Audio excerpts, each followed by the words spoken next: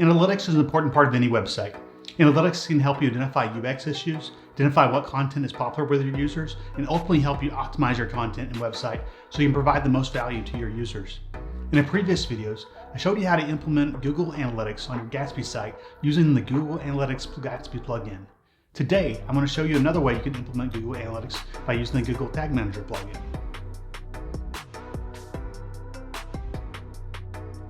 Hi, I'm Phil Sparks with Guiding Digital. Today we're going to walk through installing Google Tag Manger plugin on a Gatsby site, deploying Google Analytics through Tag Manager, and then cover how to track outbound links and other custom events using Tag Manager. If you want to follow along with today's demo, you'll need to have the Gatsby framework installed and have Google Analytics account set up. So let's get started. As a starting point, I have an out-of-the-box Gatsby site that I've created using the Gatsby new command. The first thing we'll do is we'll install the Gatsby Google Tag Manager plugin. We'll go to the Gatsby's plugin page to find the plugin name. Search for Tag Manager and it'll be the one that comes to the top. We'll copy the name and then go to a terminal window.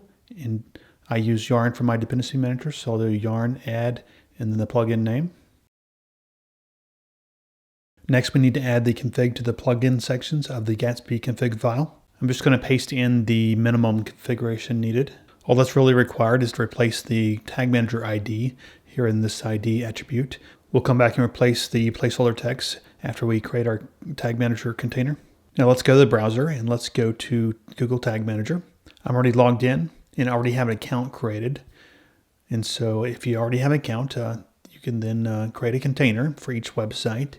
So I'm going to create a container for my guidingdevelopers.com website. And it'll be for the web. And then before you close this modal, make sure and copy the container ID. And then we'll go back to Visual Studio and paste that in our plugin config. Now let's go back to Google Tag Manager. And first, let's create a new tag for Google Analytics. Click the tag configuration box, then select Google Analytics Universal Analytics. And then for the Google Analytics ID, create a new variable. And then we need to copy in our Analytics ID from our Google Analytics account. I'm assuming you already have an account. And so just go to the Google Analytics website, and then you can go to the admin section, and then the property settings, and copy the tracking ID. Then paste that into the tracking ID field and hit save. And I usually just keep the default name. Now we need to add a trigger for the tag. And so we'll add a new trigger. Then on the configuration, choose custom event. Go to the plugin page and it tells you to add the Gatsby route change event as the trigger. So we'll paste that in there and hit save. And I'm also just going to paste the Gatsby route change as the name as well. Hit save. I'll keep the default here as well. And now we're ready to publish our changes. So we'll hit publish and continue. And now we're ready to test our analytics. To test, we'll need to be running in production mode. And so first we'll do a Gatsby build and a Gatsby serve command. Now let's go back to the browser and we're going to open up Google Analytics side by side with our website. And we'll go to the real-time reporting section and to the content section. Then we'll hit our site a few times and we see that we are receiving traffic in Google Analytics. In my previous video on the Google Analytics plugin, I showed you how to track outbound links. So let me show you the same thing using Tag Manager instead. So go back to Google Tag Manager. The first thing we need to do is configure our variables. Our first variable will be to test if the link is an outbound link. To create the variable, go to the variables section and click the new button. The first one is a user-defined variable. Then go to the configuration and we're going to choose the auto event variable. And then for the variable type, choose the element URL. And then for the component type, choose is outbound. And then hit the save button. I'm going to give it a name of is outbound link. Hit save. The next variable we need to create is to store the host name of the link that is clicked. So hit the new button again, and then go into the configuration. And the variable type for this one is also auto event variable. And then for the variable type, this time choose element URL. And then component type of host name. Then also check the checkbox for strip www. For a name, I'm going to give it a name of click space host name. Hit save. Now the last thing in the variable section, we need to enable a built-in variable. So go to configure, and then we want to enable the click URL variable.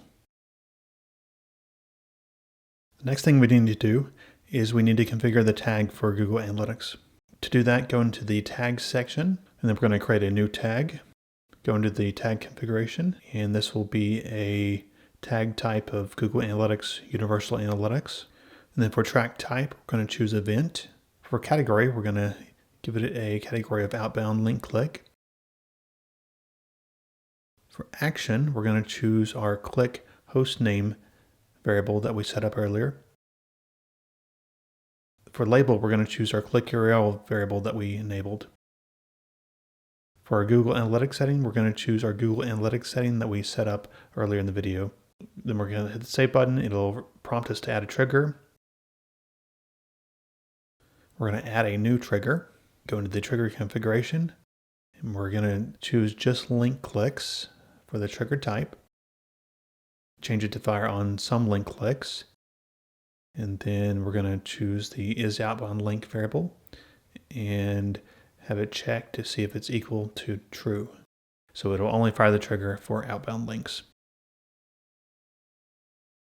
I'll name my trigger outbound link clicks and hit save.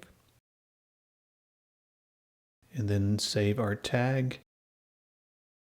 I'll name my tag GA outbound links.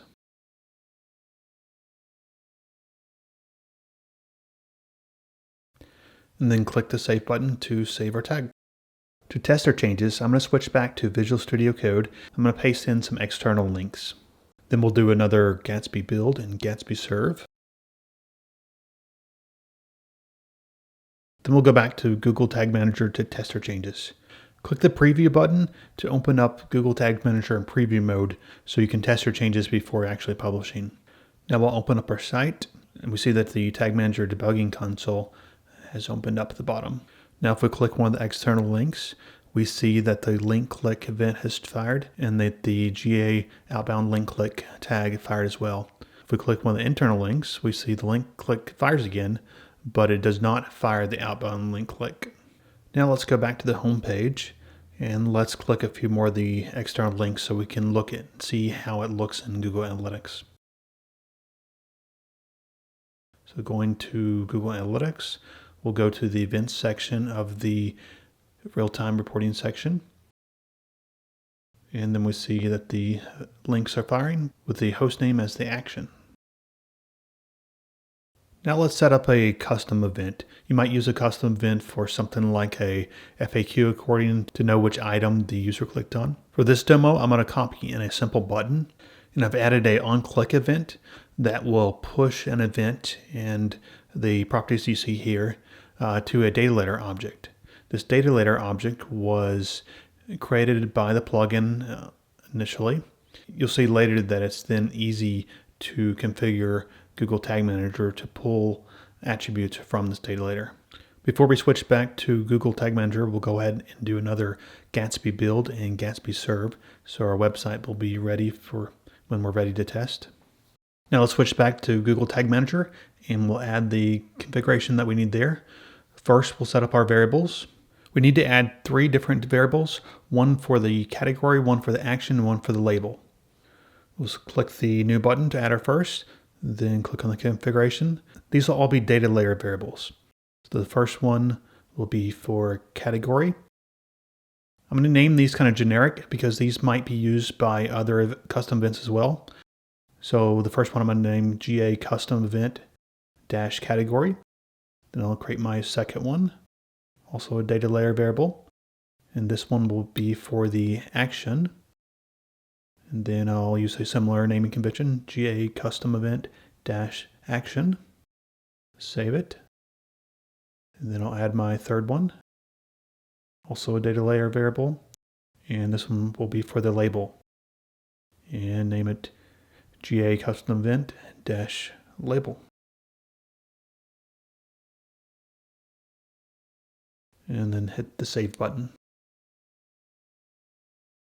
Now we need to add the tag for Google Analytics. So I'll hit the new button, go to the configuration, and this will be a Google Analytics Universal Analytics. Change the track type to event. And then for category, choose the data layer variable that we created in the previous step. And the same for action. And then the same for the label parameter. Then we need to select our Google Analytics settings that we created at the very beginning of the video. And then we need to add our trigger. We'll add a new trigger. And the trigger type will be custom event. We'll name the event button click. And then hit save. And we'll also just name the trigger button click as well. And hit save again. And we'll name the tag GA custom button click. And hit save. Now we're ready to test our changes. We'll test again using the Google Tag Manager's preview function. So we'll go into preview mode. And then go to our site and refresh the page. And I'll click the click me button. And we see that it fired the button click event.